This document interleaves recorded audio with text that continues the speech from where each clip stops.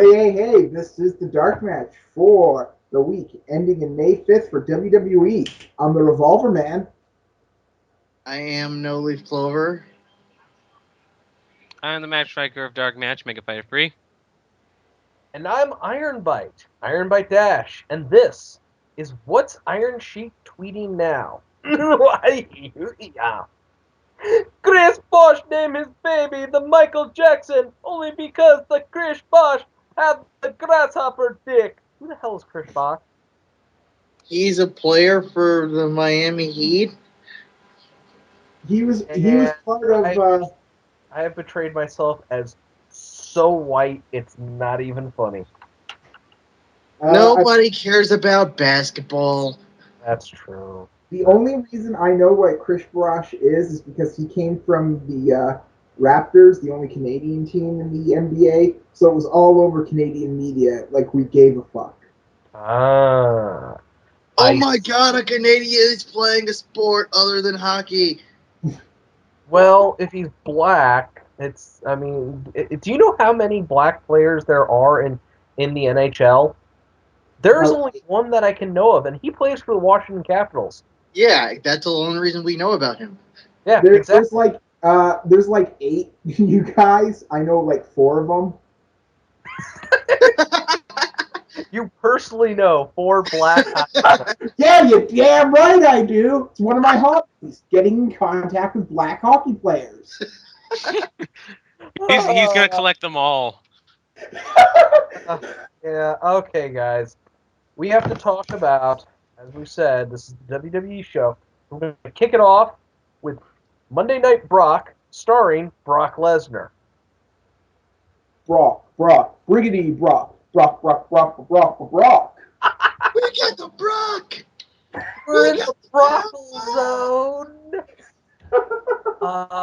No, that doesn't make any sense. You know what? I am glad they ended this without it actually doing anything of note.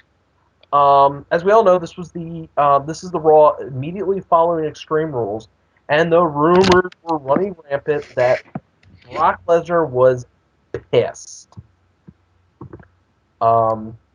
pissed at the world. It's like he destroyed the locker room. He did something. I don't fucking care. So he comes out and, first John Laurinaitis comes out. People power, everybody! People power! John Laurinaitis, the Executive Vice President of Talent Relations, and the Permanent General Manager of both Monday Night Raw and Friday Night SmackDown. And also, I happen to be Brock Lesnar's bitch. Oh God, I need my smokes. You know what? Last week, he really was Brock Lesnar's bitch. And, well, after Brock comes down, because, we can't start, Brock is like, oh, I beat Cena so bad that he beat me. Wait, what? This starts that whole thing I was talking about where the fuck does Brock go from here since he didn't beat Cena. Yeah. It's like,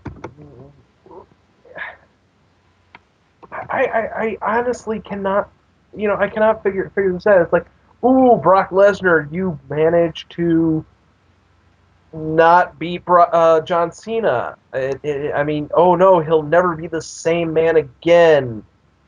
Yeah, he will be. I really don't understand this logic of he lost, but he still beat him. That makes no sense. Right. No. You're completely right in that. He lost. Any momentum that he might have had with this whole, bullshit about Brock Lesnar's bringing legitimacy to the WWE. Why does a glorified stunt show need legitimacy? Who knows? Anyway, let's keep it moving. Yeah. So Brock comes down, he cuts a little promo, and of course he loses that. So that's 2 matches in a row he's lost. Once to John Cena, the other to the microphone. But then out comes the game. Oh, goody. He's back. Guys, I don't think I've ever really said this before, but thank God someone who can actually get on the mic is here. Mm. Yeah, that is. I don't. It's pretty obvious I don't care for Triple H, but yeah, imagine John Laurinaitis and Brock Lesnar doing a promo for about 25 minutes. Oh God. We My had that. ears would bleed so much blood. We had that last week in Yeah, last that's what happened last week, and we were all fucking going nuts because it was really bad. I was 5 minutes closer to death after that. Like You would have been 5 minutes closer to death anyway. Fucking idiot. my big question is, everyone was talking about how great Brock was doing a promo cutter in UFC. Are the guys in UFC that uncharismatic that Brock Lesnar was blowing them out of the water? Yes. Oh God, dude, have you ever watched anything UFC related? Fuck no. I have. It's like these guys should never be. They should just be using short, concise answers as Joe Rogan talks to them. Because really, whenever they get into a more lengthy speech about heart and determination, that's it. It's that's all they'll talk about. I actually watched an episode of The Ultimate Fighter before. Oh my God, these guys cannot give a motivational speech to save their damn lives. Once again, I am lost on the popularity of the UFC, but that's another podcast altogether. Yeah, it really is. So Triple H is down here. Basically, tell Brock that all those demands that he got from Johnny Ace, null and void. Pretty much. Yeah, He's like, yeah, you know all that shit that bitchy McBitch Pants gave you? Yeah, you're not getting any of that anymore. Well, congratulations, Triple H. Now you can be sued for breach of contract. except he's not, because the contract had to have been approved by Triple H. A fact that he did remind us several times in this promo.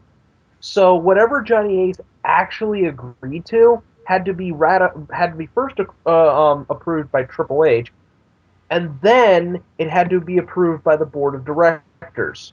It's still in true legal law. It's not a good thing to do that. That's still a thing that can get you sued, even if it technically doesn't violate.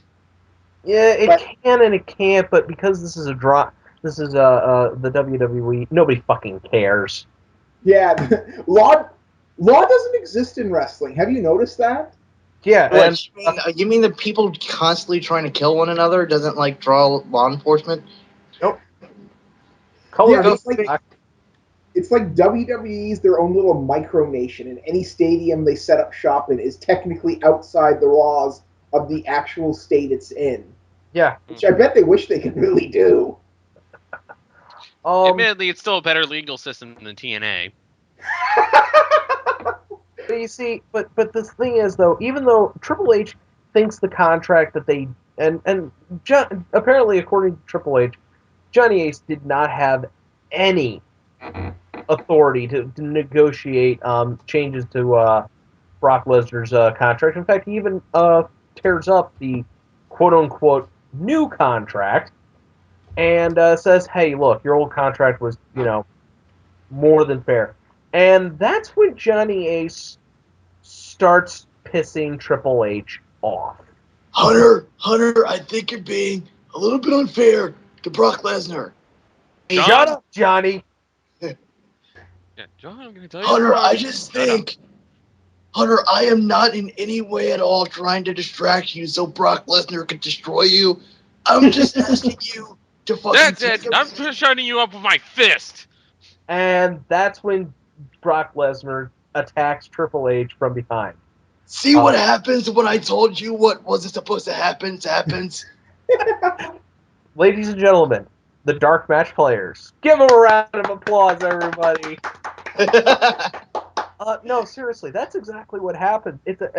Brock Lesnar just snaps, attacks Triple H. Triple H tries to, fight him off, and meanwhile Johnny Ace is standing there at ringside with this dumbfounded deer in the headlights expression on his face, and eventually Lesnar just locks Triple H on in the Kimura clutch, and air quotes snaps Triple H's arm, and in reality he just moves the position of where the arm is.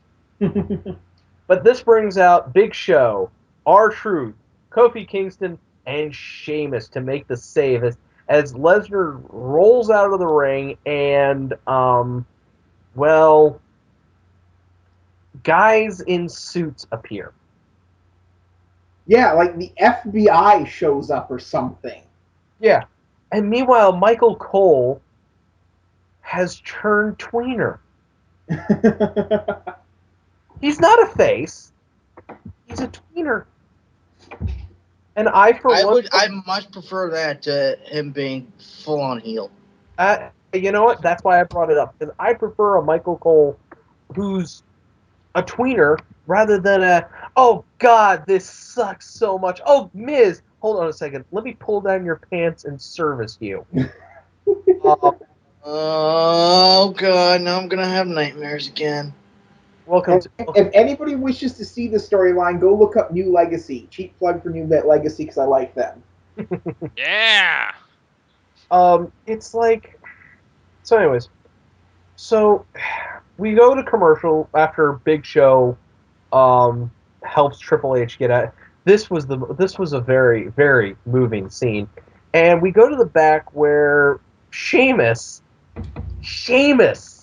of all people is with Triple H. Yeah, fellow Triple H, I know I did far worse to you, but that Brock Lesnar's an asshole. I apologize. Well, what's worse, getting brained in the head with a fucking pipe or getting your arm broken? You have to correct it, though. It wasn't a pipe. It was a poip. Yeah, it was a poip. It was a poip, fella. You all get it right. Anyway, so we then Eve Torres comes out in glasses, and oh my God. It's like you put glasses on a girl, and it's instantly her hotness factor goes up by 10. So right now, Eve Torres is at a 1 because she was at a 0 before, the stupid bitch. Stop it. 0 plus 10 equals 1? Yeah, exactly. This is on the Iron Bite scale. Anyways, we're going to have a beat the clock challenge to name the new #1 contender for the WWE Championship. And our first match of the night is The Miz versus Santino Marella. Yeah. Remember when Miz was headlining WrestleMania? Nope. Hey. Remember when Miz was WWE champion and was actually kind of defending his title? Yep. Remember when The Miz wasn't being a giant dick and therefore getting himself pushed down the card because he was unmotivated because he thought he deserved everything and now he has to work his way back up? Yep, that I do remember. Oh God, this match. This match was basically a rematch from Extreme Rules. And if you haven't seen this, it's probably still on YouTube somewhere. Pretty good match, I thought, but the one at Extreme Rules. But this one, This one was a lot more of a TV match. Yeah. I guess that's to be expected. Yeah, but I mean, we're no disrespect to The Miz or Santino, but we weren't exactly expecting a 5-star classic here. No, we weren't. It was a serviceable. It was a serviceable match. It ends with Miz hitting the skull crushing finale. So your beat the clock time is set at 4 minutes 18 seconds. Also, good work jobbing out your fucking champion there, WWE. I mean, that's TNA levels of bullshit right there. Well, no, but within the context of the whole thing, sometimes the champion has to lose, and for a match that's basically 5 minutes long, Santino looked as good as he possibly could. Yeah. It for the purposes of this, it doesn't matter that Santino. He wins so often now, which is what is really fucking baffling. So yeah, so I mean, really, dude. Yeah, they jobbed him out, but in the long run, does it hurt Santino? He's United States champion. It doesn't even hurt the credibility of the United States Championship because, well, look at what they did to it with Zack Ryder. Oh my. That's another podcast. How Zack Ryder got thrown under the bus for Cena's sake. Yeah, great friend there, Cena. But anyways, let's move on. So up next is a Diva Championship triple threat, and guys, this is the last match for the Bellas. So I don't even have to recap this. This was drop kick, quick cover. Layla wins. Layla wins. Moving on. Yay, Yeah. Layla. Yeah. So up next is Chris Jericho versus the Big Show. 18 seconds, by the way, if you want an official count. Oh my God, really? Yes. Oh my fucking God. Remember when Trish Stratus left the company? Oh. I'm just sad that we'll never see twin matches. Do we really want to see the Bellas in a match that's longer than 18 seconds, though? Yes! They're working. They're improving. Not anymore. Improving how? If anything, they've plateaued. So, up next is Jericho versus the Big Show. And another beat the clock challenge. And, well, you know, it's this was, again, Big Show has been surprising me lately. And it's one of those, wow, I didn't know he could still move like that. Kind of surprises. For a guy his age, his size, to do some of the things he still does, yeah, he's kind of really fucking good. Yeah, I mean it's shocking. I think he's better than when he was in WCW. Honestly, at the very least, he knows the work better. Well, and you know what? I love the WMD because it's so fucking simple. And I'm a firm believer that finishers should be simple and quick. Yeah. RKO. As much as I don't like Randy Orton, RKO, brilliant. Even the pedigree. It takes a bit to set up, but it can come out of nowhere. Brilliant. What's not a good one?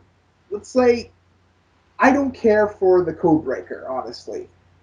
Ooh, you know what? That's when you can hit out of nowhere, though. That is and you can actually hit that one on anybody. Yeah, I guess that's true. I guess I'm thinking more about the People's Elbow is one of the worst finishers I've ever seen. Okay, there's something I agree with. From a technical standpoint, my elbow. I'm gonna get momentum off the ropes and then drive my elbow into your chest. In that one of my friends tried to justify it to me that says, since he's dropping the elbow on his heart, it's like giving the guy a heart attack. Then the guy is dead. Yeah. So The Rock is trying to murder somebody in the ring when he does it? So anyways, this match, it's one of those back and forth. It's a Jericho show match. And say what you want about either one of these men, they know each other pretty damn well. And it ends in a double count out. Well, that's kind of the problem when they have to beat the clock challenges or whatever. You can't really do anything. Everyone has to have like a 5-minute match. Right. I suppose someone could have a beat the clock challenge that was like 10, 20 minutes or whatever, but it defeats the purpose. Right. Basically what you're doing is that first guy is handicapping himself if he does it too long or too short. Because there's always, unless he beats that guy in 3 seconds, then he's gonna lose. Yeah, he's not gonna do the challenge. But like, however, there was a little bit of controversy in this match, in this result, as the referee isn't sure if Jericho beat the 10 count back into the ring, but he did. So drama over. Next up is Brodus Clay versus Jobber number 5000. JTG still has a job? Yes, he did. I mean, and we at last. Holy crap! I know, it's amazing. You know what I'm sad? Prime Time, when they were still together, won 2 WWE Tag Team title shots. They won them twice, and they never got one. I still think he should be able to call that up and like do something with it, because technically they still exist. God damn it! Who's he gonna tag with at this point? Tyson I Kidd? don't know. Kofi Kingston. Oh no, we'll No, get. they already put the other black guy with him. Oh, we'll get to that when Oh yeah, we we'll get to definitely get SmackDown. to that. Hey, So we could. He could join up with them, and we could have the new nation. We are the nation. Domination. Tyson You Kidd win would the be going nation hard, of too, course. Jimmy. Wait, anyways, up next, we go to commercial. We come back, and Eve basically tells Teddy to get the fuck out. And that's what Teddy does. He's like, I don't give a shit. I'm Teddy fucking Long. I don't need this shit. I'm just gonna go away. And Eve is basically giving Laurinaitis a pep talk, like, look, dude, board's watching. You've got to decide who John Cena's next opponent is gonna be. And he says, okay, and John Cena won't like it. And we go to commercial. Wait, what? How many fucking we could have done a fucking commercial in the after the first entrance of the next match, which is Randy Orton versus Jack Swagger. It's Swaggy time. I wonder who's winning this match. Oh yeah. Excuse me if I spoil it. You know, to be honest with you, for a beat the clock challenge, Randy Orton versus Jack Swagger wasn't that disappointing. It's a good match. They're both good wrestlers. Well, Orton's a good wrestler when he wants to be, and Swagger's a good wrestler when he's not smoking and getting blown up. And again, like I said, however, this beat the clock match is kind of like, well, hey, we know. I mean, it's you're either gonna beat the clock or you're gonna win it. And Randy Orton actually beats it with 3 seconds to spare. See, that's the way it kind of 2 has. seconds to spare. Ooh, That's the way it kind of has to be when you're going to do it. right. 4 minutes and 16 seconds is the new record. Again, not a whole lot to write home about this match. It was again one of your standard paint by the numbers, and of course, this being the WWE, they included all the crayons. If anybody knows my complaints from the TNA show, because TNA does do paint by the numbers matches, but leaves out half the fucking crayons. Hey, if TNA and WWE don't have continuity between shows, why should we? Yeah, that's true. So next up, guys, WWE Tag Team Championship. The O's versus R-Truth and Kofi Kingston. The O's? I had literally forgotten Oh. Usos were the fucking champions. No, not those O's. Not the Usos. Epico and Primo. Puerto Rican America. That's how bad the tag teams are. I literally have forgotten who the fuck was the champion in one goddamn week. Mainly, I remembered because Rosa was with them. Yeah, that's the only reason anybody fucking remembers the fact that Epico and Primo are even a tag team, because, well, hey, they've got Rosa Mendez, who learned Spanish by jumping rope, shaking her ass in tight jeans and a corset. Ooh, I'm mama. complaining. Anyways, the match. Good match. Which is Mm. surprising. Finish comes right the fuck out of nowhere, but whatever. You guys can talk about it. There really isn't not much, really much to talk about. Yeah. I mean, that's the nature of WWE nowadays. Outside of a few key areas, it's all filler. Yeah, and speaking of filler, R-Truth and Kofi Kingston are your new tag team champions. At least Kofi got the titles back. I'm glad that they haven't completely fucked him over because Evan Bourne doesn't know when to lay off the wacky tobacco. No. Yeah, but at the not same wacky- time, R-Truth was also caught with the spice. Or It's at least he not was actual. ratted out by Evans, so good luck to Kofi keeping those titles. Yeah, and by the way, this is not actual wacky tobacco that they got Evan Bourne on. It was fake wacky tobacco. What was he smoking real. oregano? What's the point? Well, yeah, exactly. What is the fucking point of if you're gonna get caught with the real shit, dude? Anyways, we go to the back. We go to commercial. We come to the back, and Epico and Primo are like arguing with each other, and Rosa Mendez, and then Abraham Washington shows up. Because apparently he wants to be the next Vicky Guerrero and manage a stable of superstars. AW, I'd hate to tell you, but Eddie's corpse is in pretty bad shape now.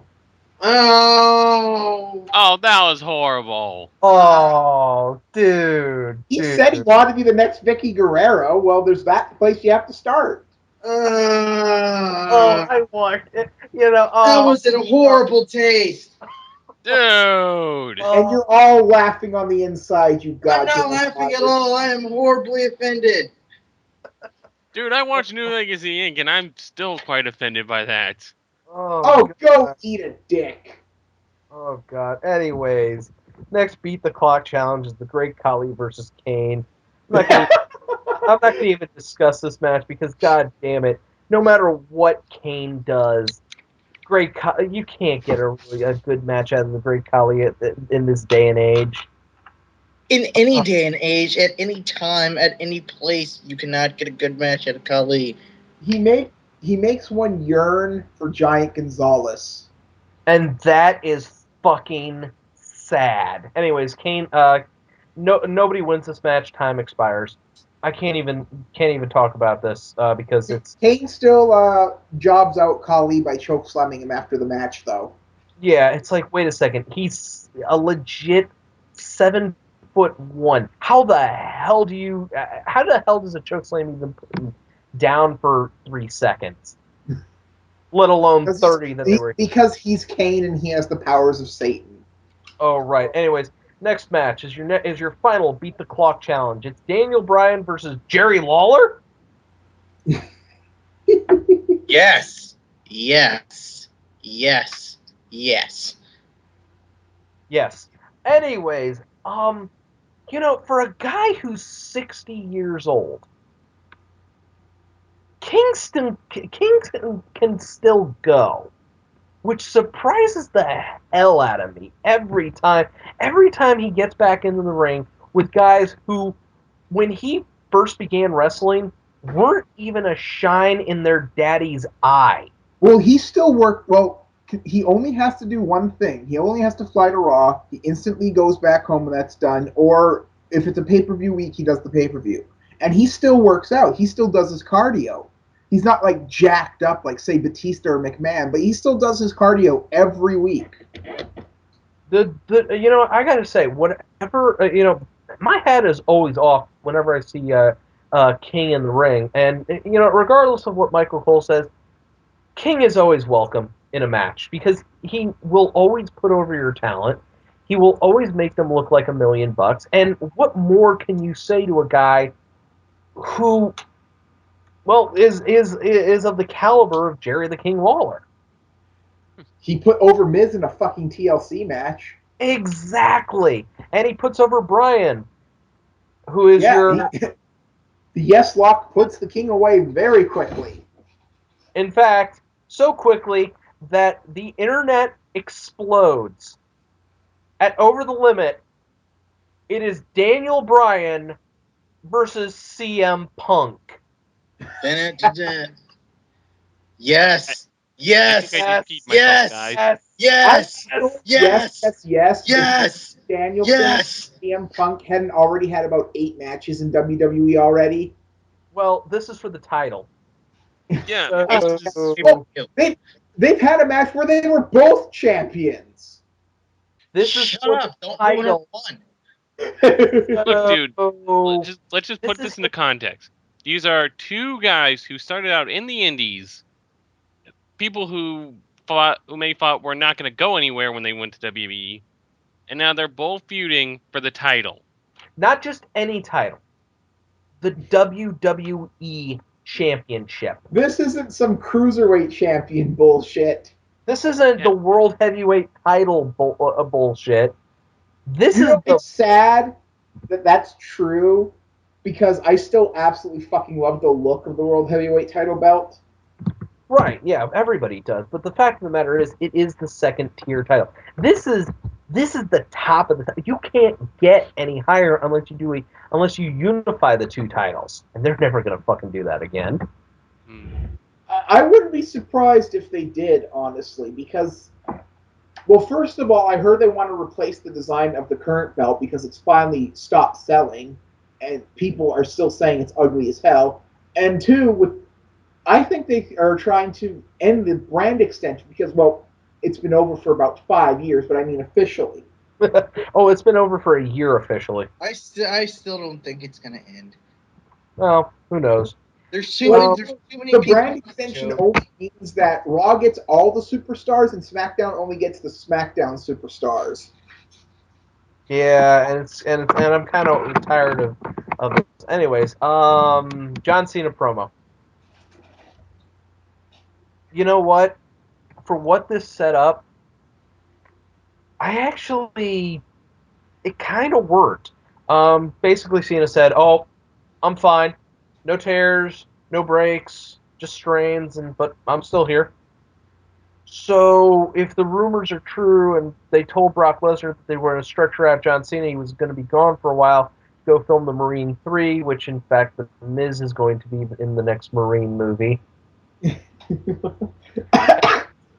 I can't believe that they're still caring.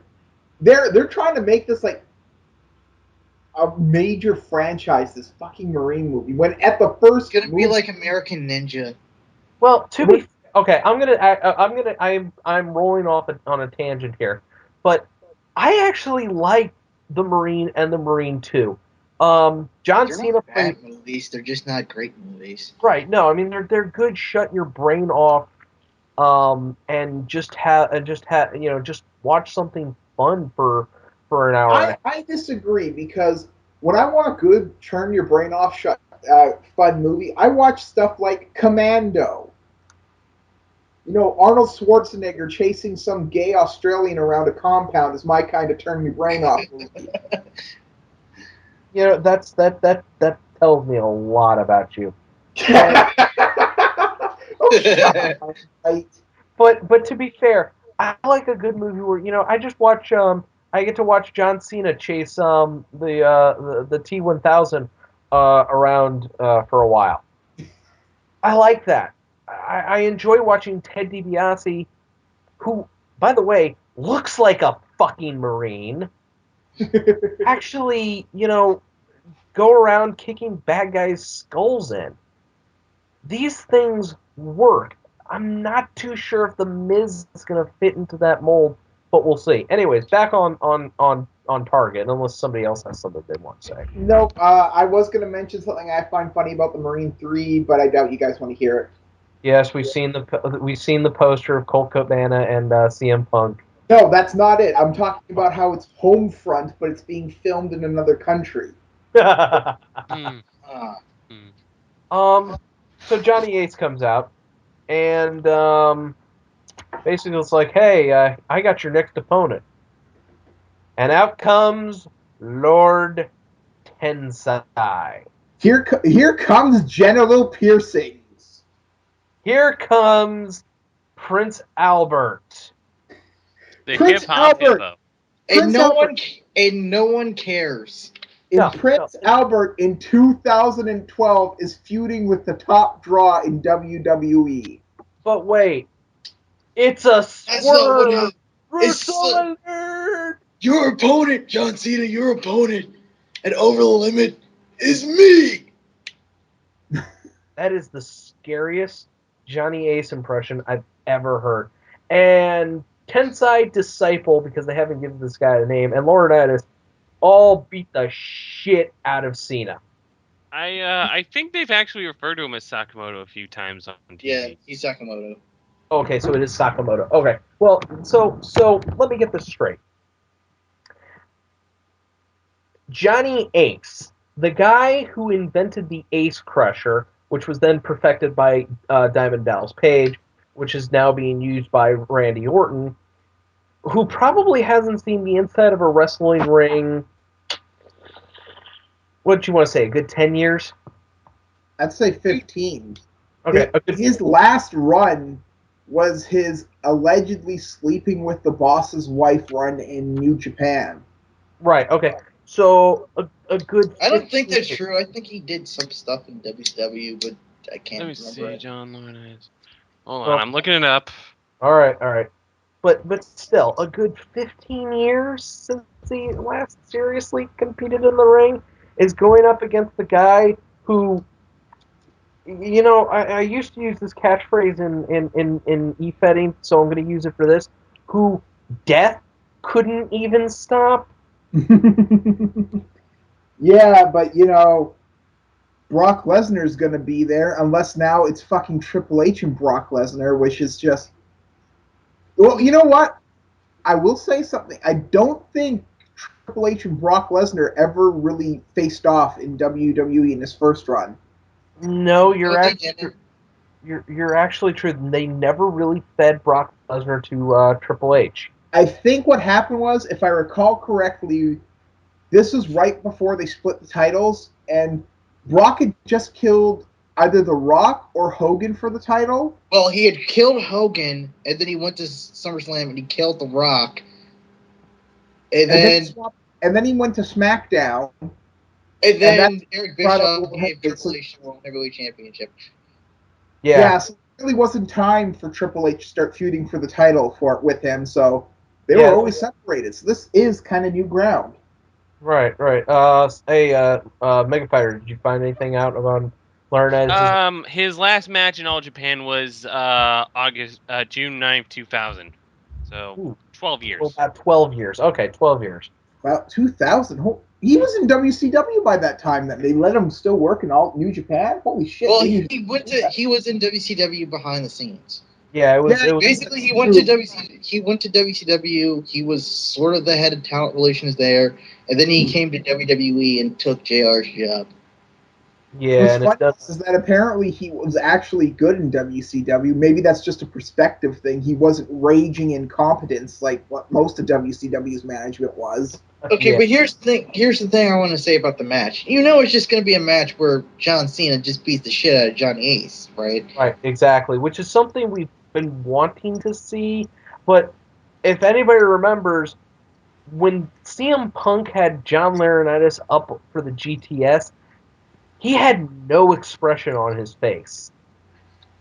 None whatsoever. Like, he didn't even give a shit.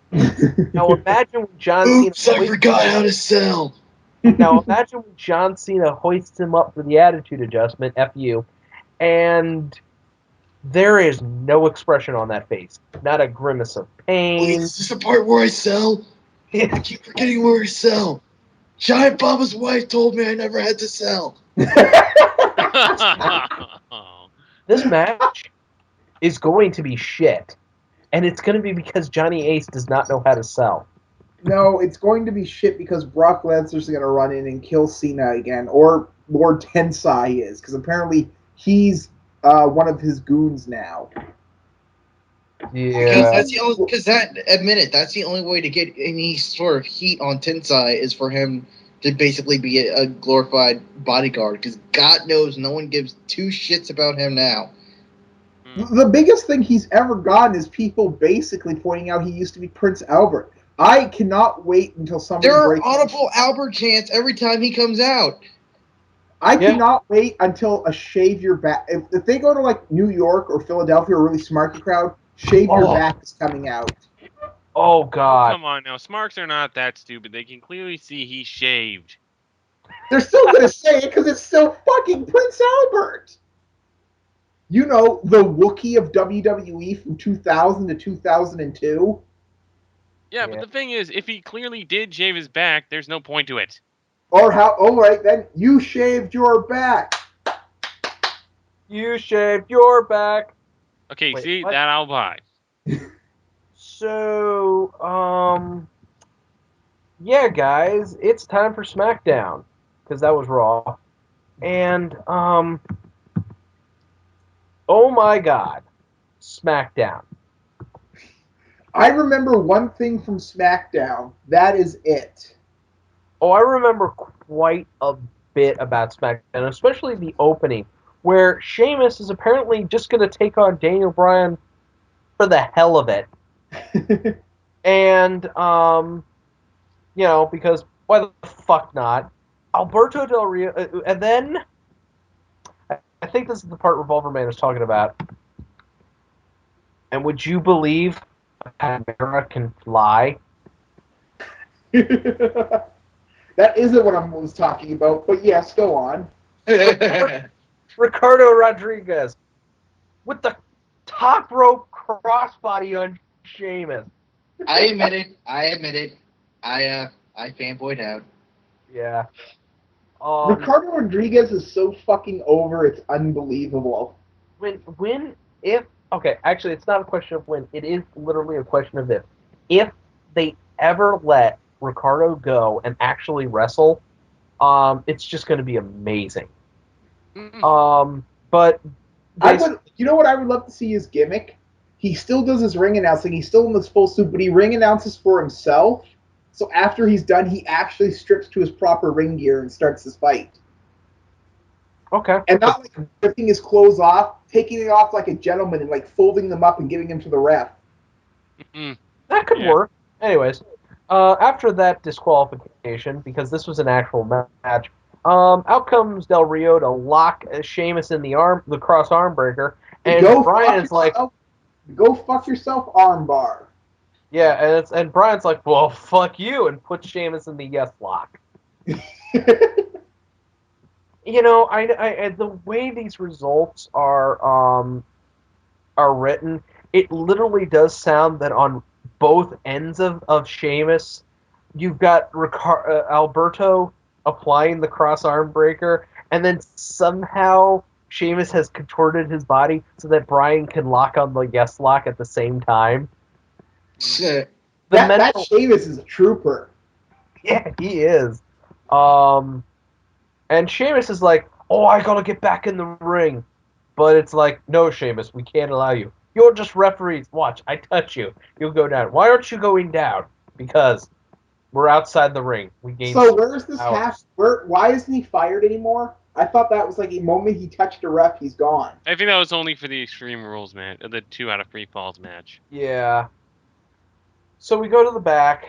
We go to commercial. We go back, and Sheamus is getting worked on because apparently this is the new big thing for the WWE. The faces with arm injury. I don't care. I guess it's a really simple thing to do. I mean, it's literally the only way you can show on some of these guys that they're quote unquote vulnerable is to injure the arm. Okay, I get it. It's that storytelling 101. And this isn't anything new from the WWE or hell, any wrestling promotion. I mean, I mean, it's not like Jericho with his quote unquote ribs taped, but he's still fighting. I've always loved taped ribs. Yeah. Simply because, first of all, anything involving your breathing is so fucking serious that the idea that these guys would still fight is basically comical. And second, that apparently, as long as the ribs are taped, they're at 100%. But the moment that bandage comes off, oh shit. Yeah. Those bandages provide you some form of armor akin to like full plate mail. But the second they come off, it's like, oh shit. Don't hit me there. And so we go to our next match, which is R-Truth and Kofi Kingston versus the other O's, Camacho and Honeyco. Remember when Honeyco came out with Epico and Primo, and I could have sworn they were going to start a stable called the O's, which would have been awesome. But I thought they were going to be Latin America. I thought they were going to be Mexican America. Yeah. So, I would think if they did go together, they'd be more like LAX than Mexican American. Yeah, probably. Anyways, um, as we start, before this match starts, out comes Primo and Epico with Rosa Mendez and Abraham Washington. So to recap, we've got Kofi Kingston and R-Truth versus Camacho and Hunico, while Primo and Epico with Rosa and Abraham watch on at the top of the stage. You got that? So yeah, I'm so confused. basically, did anyone else notice that the tag team currently comprises of absolutely no white people? Oh my fucking god! Hey, we need one thing. One thing. What? What? I said we need one thing. You guys have the rest of the fucking divisions. Well, except for I Oh, get it. Oh, that's terrible. The match starts off with Hunico committing child abuse. Now, granted, it's an imaginary land, but still child abuse. little Jimmy got smacked. R-Truth ain't gonna take that line down. Wow. I mean, again, what can you say about this match? It was one of those paint by the numbers. Kofi Kingston and R-Truth, who are kind of exciting, versus Camacho and a guy who should have stayed under the mask, in Hunico. And it's like, okay, well, here we go. Whatever. R-Truth and Kofi Kingston win. With Truth hitting the little Jimmy for the 3 count. I don't get why they call that the little Jimmy. Does anybody else? No, it's his my gimmick. results say That's the it. truth detector. Yeah, wasn't it the lie detector before? Wait, no, that's a spinny elbow thing. Yeah, that's that He's elbow. got a lot of finishers for a lower card guy. Yeah, Well, really. well, to be honest with you, it's R-Truth. I mean, he's got the truth detector, lie detector, whatever, the axe kick, and now he's got the little Jimmy. I mean, the guy has gone through a lot of finishers, and he also occasionally busts out the Osaka Street Cutter. So, yeah. Rama. Yeah, I mean, R-Truth, I like watching R-Truth. I think he can be a lot bigger than he could be. But unfortunately, he's handicapped by the fact that there is a glass ceiling in the WWE. And yeah. Anyway, so our next match is Brodus Clay versus Jack Swagger.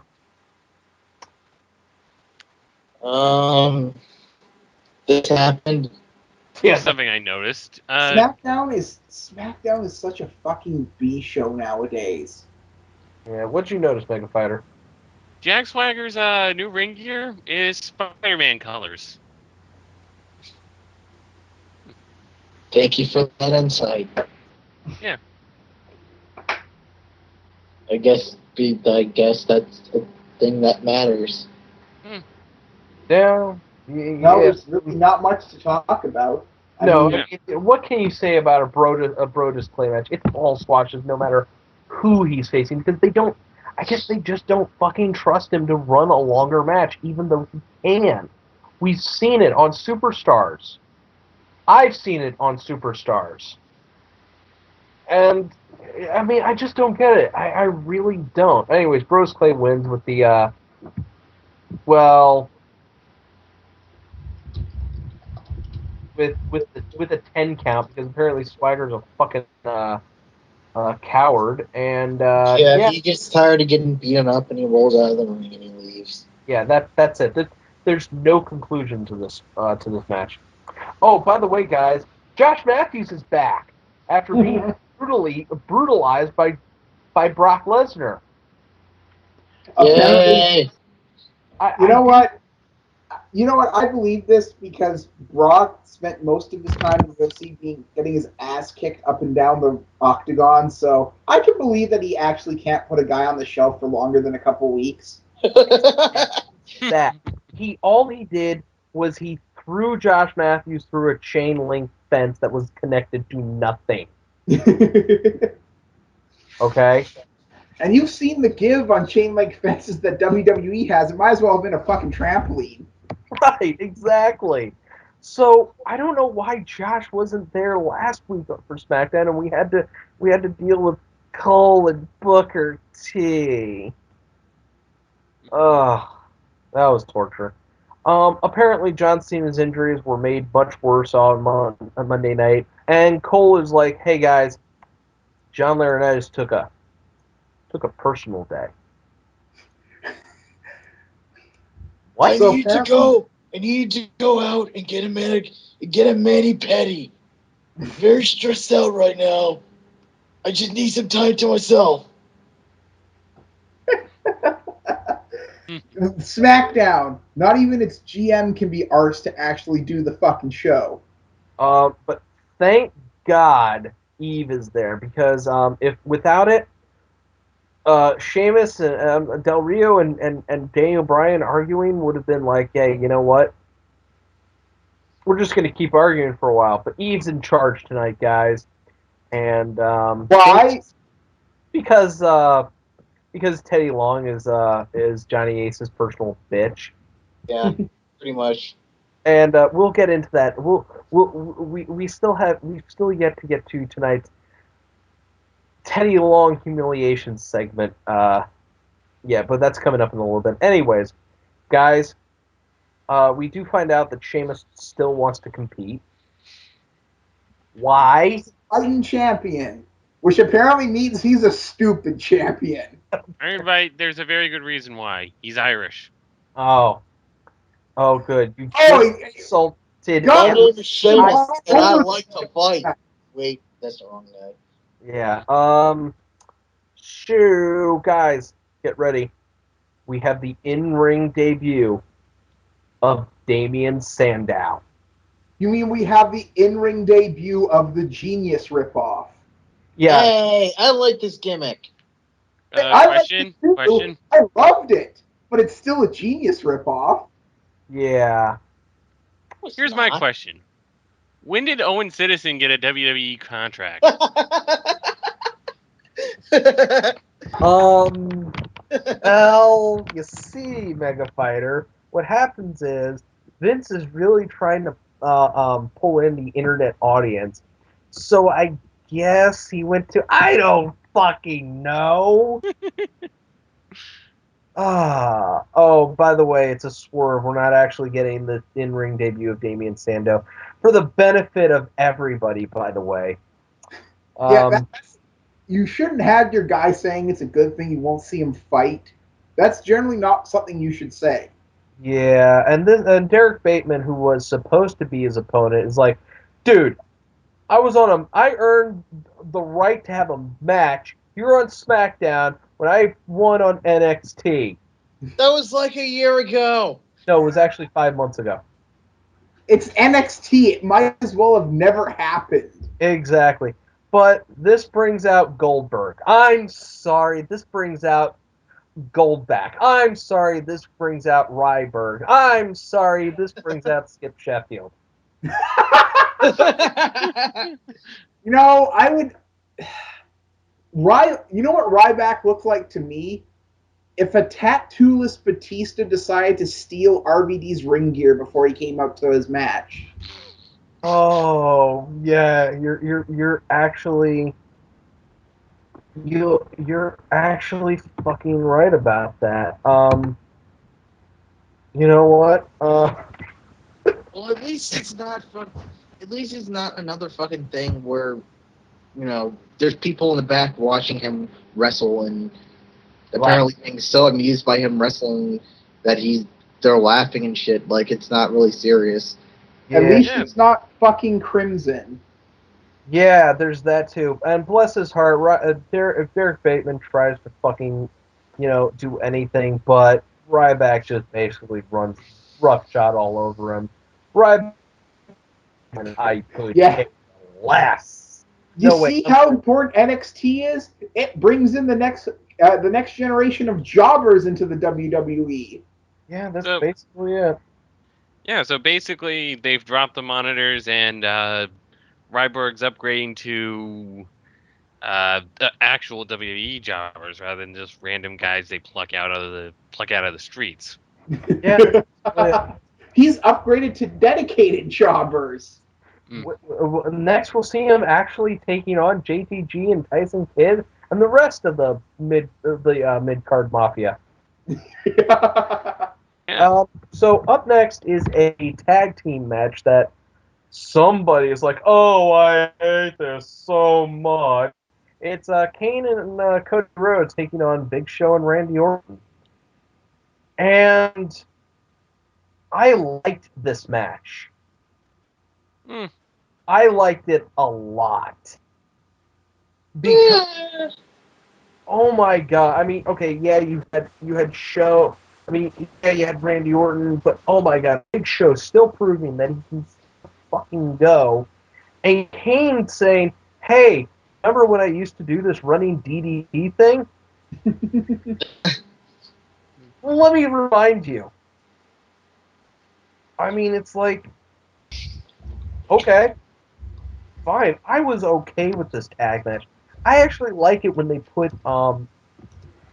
pay-per-view opponents together because I guess what they're trying to say is the Big Show Cody Rhodes feud is not done, and by God, the Kane Randy Orton feud is still not in any way, shape, or form done because we're still waiting for Wade Barrett to get back. Still away.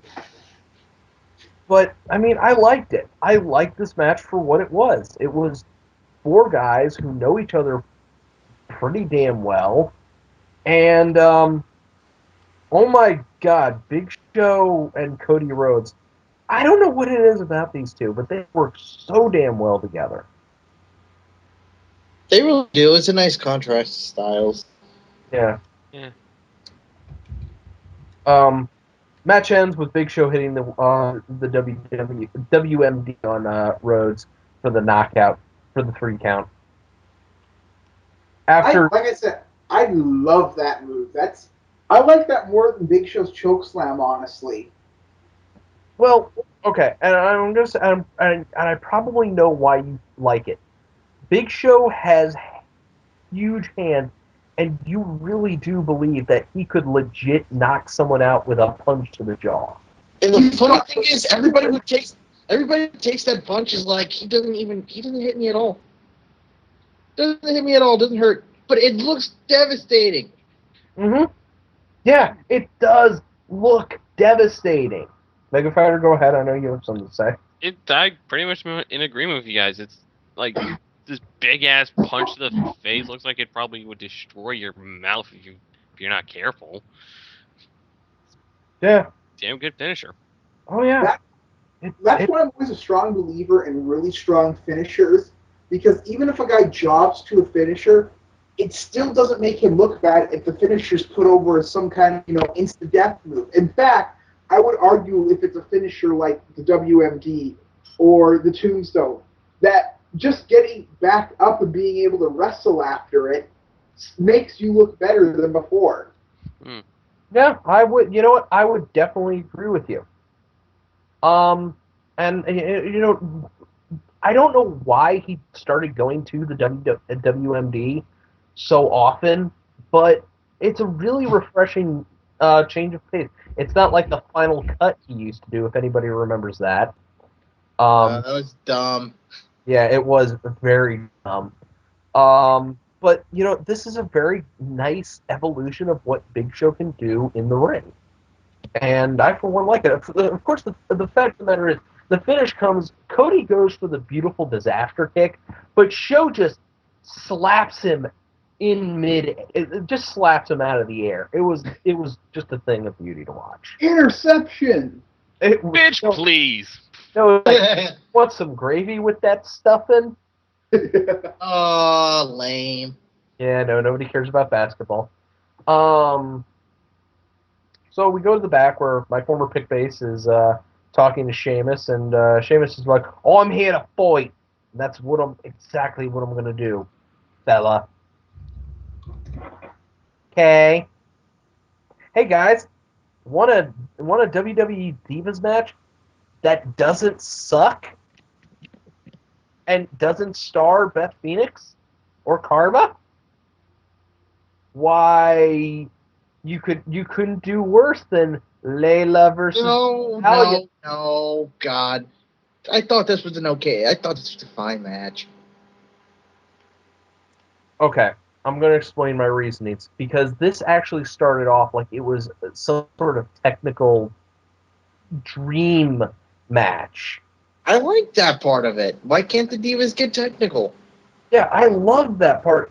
And also, you got to remember, Layla had always had okay wrestling skills before the injury. She comes back and you put her with a quality opponent like Natalia. It's like, wow, who has she been training with? We had a waist lock into a front face lock to a hammer lock to head scissors and then reversals. And of course, my favorite part of the match is when Natalia lays Layla out end over end with a discus clothesline. Wow. And I'm not just talking, this puts her flat on her back. This almost, puts her flat on her belly. Yeah. Beautiful. Layla sold that like a pro. Oh yeah, I mean, I've always been impressed with Layla, but whoever she has been training with, hats off to you, sir, or madam, whoever you are. Unfortunately, since they're still trying to build Layla up again, Layla wins with the layout for the 3 count, which is okay. I don't mind that because it's non-title, and really Natalia is just coming out of that stupid farting gimmick. Oh, thank God they haven't done that in like 3 weeks. Yeah. Anyways, what's next? Up next is who gets to how do we humiliate Teddy Long this week? Uh, How did we do this? Antonio Cesaro photo shoot. Yeah. Is a rub oil on another dude. I thought that was ironic because since he was a fucking manager, I'm like, if you know anything about, like, if you're smart at all, you know it's bullshit. He's probably done that plenty of times before, but he just looks so fucking disgusted by it. Apparently, Teddy is not comfortable with his sexuality. Nope. No. Of course, at the same time, Antonio is making out with Oksana, the love of Teddy's life. So, okay. We then go to commercial. We come back and when Teddy, does anyone else remember when Teddy had another love of his life? It was Bobby Lashley's wife. It was Crystal. Crystal, yeah, went psycho and caused Bobby to quit the WWE and proceed to do absolutely fucking nothing. Because that woman had a ticket to fucking superstardom. She was supposed to be the fucking person that Edge was cheating on. That Edge was cheating on Vicky with. And she then leads Bobby over to TNA. He proceeds to do fuck all nothing. And then he's like, well, I'm leaving for MMA. Catch you guys later. And he's done fuck all. Seriously, what has Bobby Lashley done at all? People are stupid. Bobby. Yeah, that's pretty much it. So we go to commercial. We come back. We're in the back, and Alicia Fox and Miss Caitlin are talking when Miss AJ shows up. And Alicia's like, "Bye, Caitlin. You can handle this." She's only 5'0", weighs 100 pounds, and that's only after she's had a hamburger. You can do this, and they proceed to have a little chit chat. It's like, look, Caitlin, I'm so sorry. I understand if you'll never forgive me for what I did, but last week that wasn't the real me. Not the real me. Caitlin's like, bitch! I was betrayed. I'm your friend, but you've got to stop the pity party over Daniel Bryan. And then AJ Halls takes her pimp hand, raises it on high, and slaps the taste out of Caitlin's mouth. I think Caitlyn should learn that she shouldn't badmouth Daniel Bryan. Yeah, I think we're actually coming to a realization that Daniel Bryan is AJ's berserk butt. And you press it, she keeps that pimp hand strong. She really does. Oh, by the way, guys, we have the Raw rebound. I don't care. And apparently, Triple H did suffer a quote-unquote broken arm and will require surgery. And wait, what? Anyways, a broken thanks arm. for that odd recap in the middle of the show. Out of nowhere, Michael Cole, Booker T, and Josh Matthews. Yeah, like unless his arm is like reduced to fine powder and they need to screw shit back together, a simple resetting is all that's really needed. I mean, unless they're trying to imply Brock Lesnar broke Triple H's arm so bad it was a hair's width from being amputated. No. Here's another thing. If you look at where Brock had Triple H's arm, it wasn't. I mean, it's just simple. You put him in a cast, and he's good to go for a few weeks, or unless you're Bob Orton, in which case that cast never fucking comes off. Hey, well, he kept you have to remember he kept using the cast as a weapon, so that's probably a good reason why. Yeah, there's probably a good reason why we kept that cast on for years. In fact, it's still not completely healed to this day. But guys, we're being joined by El Patron himself, Alberto Del Rio at ringside, and yeah. So it's time for yeah. If you're just tuning into SmackDown now, you might think that shit, it's just starting. Yeah, this is the first match of the evening. They're redoing this, and oh God, I've gone back in time again. Don't they usually edit this in such a way so it doesn't obviously look like they did two matches and splice them together? Actually, these are two different matches because in the first match, Sheamus didn't have the kryptonite bandages around him. See, that's where the doctor keeps going wrong. He's putting kryptonite bandages on people, and as we all know, if you're holding a belt or you're John Cena, you're basically Superman. Guys, Daniel Bryan told the referee he has till 5. No, that makes no sense. I'm confused. It's his heel gimmick, and I'm confused. It's his heel gimmick that he screams at when he's the best in the world. I'm so confused. It's his gimmick. Okay, you know what? Fuck you, Noli. Revolver Man, you're gonna back me up on this, right? I have no idea what you're talking about.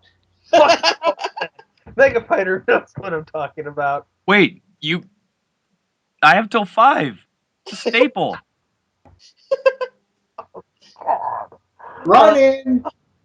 There's nobody but me. I have till 5, referee. Thank you, Christopher says. Thank you. At least somebody's got my back instead of leaving me out in the cold. Well, is there going to be a gimmick? Does that mean Daniel Bryan's going to have a gimmick match where he doesn't have till 5 to break a hold on the ropes in the future? Oh, God. I'm going to punch you with quarters in my fist. this match again. I mean, say what you will, Daniel Bryan and Sheamus have been quoted both saying in interviews saying, "We love facing each other because we're not afraid to hit each other." And again, it really does show because they're not afraid to do shit at all to each other. It's like, hey, hit me, I'm gonna hit you back just as hard, and they love it, and the audience loves it. I don't know about you. I mean, when I was watching SmackDown, the crowd really seemed into everything. They were very loud, or it might have just been me. Well, and it wasn't the fake SmackDown loud either. It was it wasn't the hair dryer. You know when they pipe it, it sounds kind of like a hair dryer. Right. Yeah. I legitimately had a hard time hearing the announcers, not just because I was, viewing it through the computer, but I just couldn't hear them. The crowd noise was just that loud. Of course, Bryan does make a mistake and he takes off the bandages. And Sheamus is like, "Oh, the kryptonite's done. Okay." And it's like, "Oh, gonna just start kicking your ass now, Bryan. Aren't you supposed to be injured?" Shit.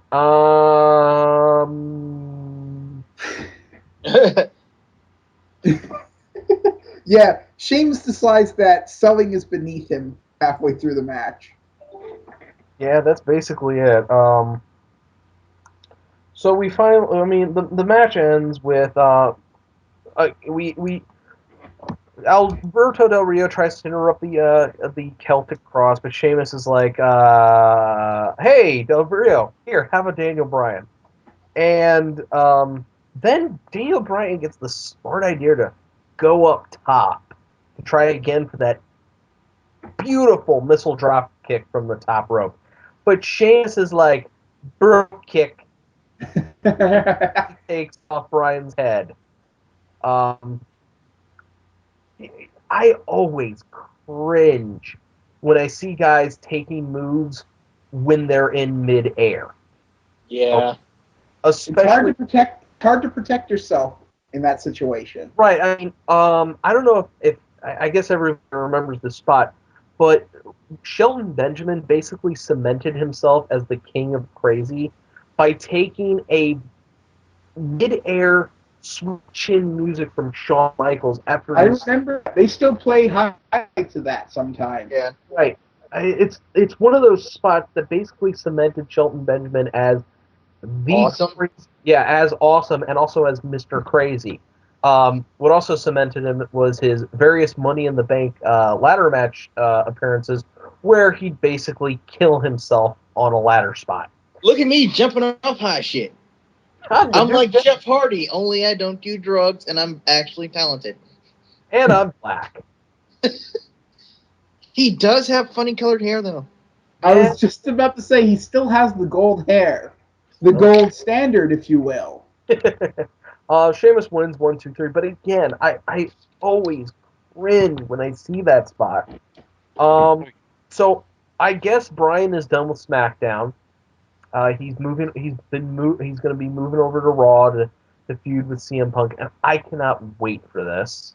Wait, no, maybe we're lucky, and CM Punk's going to start coming to SmackDown to feud with Bryan.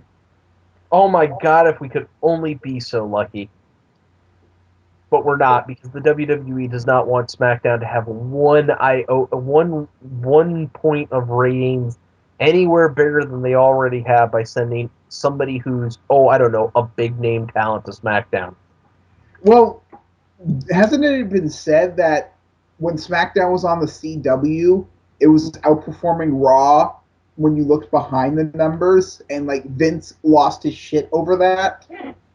I do believe you're correct, but again, that was back so long ago. I know. I mean, SmackDown is honestly on the verge of becoming WWE.com only.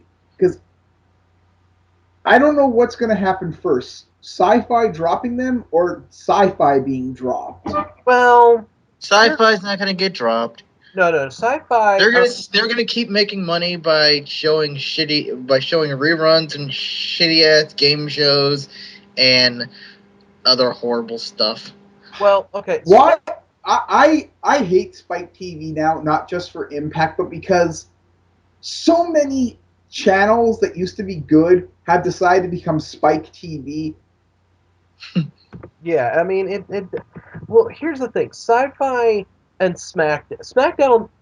When they say, "Oh, SmackDown is the highest rated show on Sci-Fi," they're actually correct. Oh, yeah, they are correct, but that's like saying you're the biggest guy in the kiddie pool. Well, no. Sci-Fi actually does bring in pretty good ratings for a cable show with their original programming. Stuff like Warehouse 13, Eureka, God, when it was on for a while, Sanctuary, even though it's technically not original programming as it was a web series beforehand. Yeah, but isn't it? Yeah, but isn't technically their second highest rating the Ghost Chaser show? Well, they still. The point is, they still get good ratings. They do Yeah, I get guess so. ratings. So Sci-Fi will probably never get dropped like G4 was dropped by DirecTV because Sci-Fi. People actually watch it. Yeah, exactly. People actually. As much as we bash Sci-Fi, they still do original stuff. G4 long ago stopped doing original stuff. Right. Hey, they have Attack of the Show and X-Play. Yeah, and no, lots of- X-Play's dead now. X-Play's dead, dude. Wait, they killed X-Play? No. Yeah, freaking what's his name left? Adam Sessler's gone. Thank you. What? Yeah. Yeah, he left G4. Do they still have Morgan? Yeah, but she can't hold that show by herself. I mean, I'm right. shocked and offended. Let's finish the show so I can be angry. Okay. So yeah, I'm actually excited for where they're going with Over the Limit. Unlike Sacrifice, where I just don't give a shit. I actually care about a good majority of what they're going to show at Over the Limit. I do actually care. I care the fuck like nobody's fucking business about CM Punk versus Daniel Bryan. I actually kind of want to see Sheamus versus Alberto Del Rio. And, well, that's all they've really got booked right now. Yes, I know they got Laurinaitis versus Cena, but do you really give a fuck about that? Hey, everybody wants to see Johnny Ace and People Power live and alive on pay-per-view. Hey, I put butts in the seat, brother. Hey, Ace, Yes. shut the fuck up. That is You know not what? very nice, Iron Bite. Somebody You should must not talk to me in that way. I am the executive vice president of talent relations. You know You what? couldn't Someone hold it up must for be, long, could you? Someone must be smuggling in nitrous oxide into the writers' room if they seriously think Johnny Ace can hold 1998 to 2000 Vince McMahon's fucking jock strap in this feud. Oh, good lord, I remember that era too. Anyways, so that's Raw and SmackDown.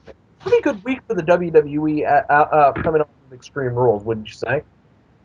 They're actually keeping the momentum up. Next week, we'll see. But you know what? Hey, there we go. So what game are we gonna play? It's not yet the part of the WWE calendar when shit starts to suck. Right. I mean, That starts to happen around September when Monday Night Football comes back, and they're like, "Fuck it, no one's watching anyways." Yeah, you know what? I've got to say that you're completely correct on that. It's Monday Night Football will always rule the airwaves. I don't care who you are. Basically. Yeah. But it's not on the air right now. But what is what gets more screen time than John Morrison. I will start with Teddy's sexual frustrations and insecurities get more screen time than John Morrison. That's pretty good. Mega Fighter? Derek Bateman gets more screen time than John Morrison. Oh. Oh. Who would have thought that would ever happen? Yeah, really. Wow. Oh, wow. Johnny Ace, the executive vice president, talent relations, and the permanent general manager of both Monday Night Raw and Friday Night SmackDowns, pedicure and manicure session got more screen time than John Morrison. Oh, Johnny- I even botched like Johnny Ace. yes, you do. Man. You know what? Okay, I got one. Brock Lesnar's faux temper tantrum at ringside gets more screen time than John Morrison. Oh Brock my Lesnar- God, my arm's not really broken, but I'll pretend it is anyways. Right. So, folks, Brock don't Lesnar running away like a pussy, I mean, because as soon as anybody started coming out, Brock was gone. Yeah, there's that. So, folks, that's the Dark Match for this week. Don't forget to subscribe to both our Blip TV and YouTube channels. Follow us on our Twitter at DarkMatch Wrestling. That's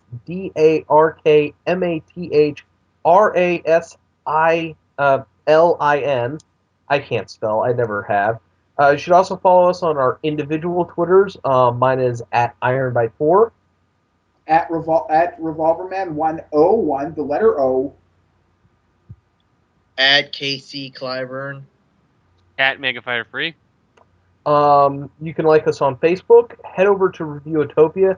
Check us out. Check us out there as well as all the other fun stuff on there. And finally, don't forget to check us out at the SpoonyExperiment.com's forums to chat, hang out, share our opinions, argue at us, get yelled at by Tifus because that's always fun. And apparently, Allie is dumb. Fuck you, man. I'm quitting dark math. Oh, no. I invite you, prick. Anyway, I didn't Dark mean Match. for that. Good, You told good me night tell and good luck. I didn't get to say my name again.